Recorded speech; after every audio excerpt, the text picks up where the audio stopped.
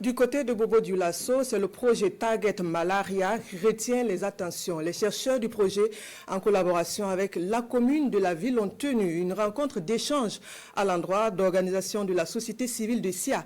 Il s'agissait de parler à ces couches de la population des avancées du projet et de son intérêt pour le Burkina entier. Le point avec Hamza Ganame et Moumouni Barou.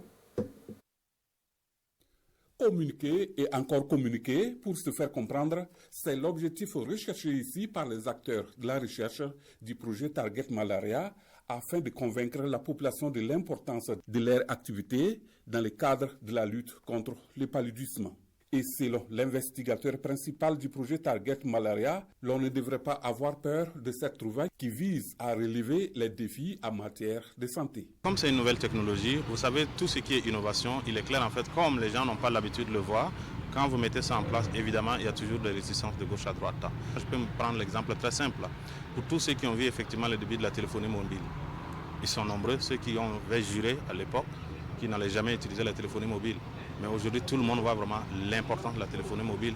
Et je comprends également effectivement, que les gens sont effectivement dans cette posture. Mais au fur et à mesure que nous progressons et que nous présentons effectivement les résultats, le plus important pour nous, c'est de ne jamais couper la chaîne de transmission et de communication avec les gens. C'est d'être toujours à disposition et de pouvoir expliquer. Ce cadre d'échange avec les organisations de la société civile de la commune de Bobo Dioulasso est salué aussi bien par les participants que par les responsables de la commune. C'est de cette manière de communiquer que nous pourrions arriver à convaincre de ce que le projet Target Malaria poursuit des objectifs qui sont nobles et qu'on lui prête des dessins qui ne sont pas vrais.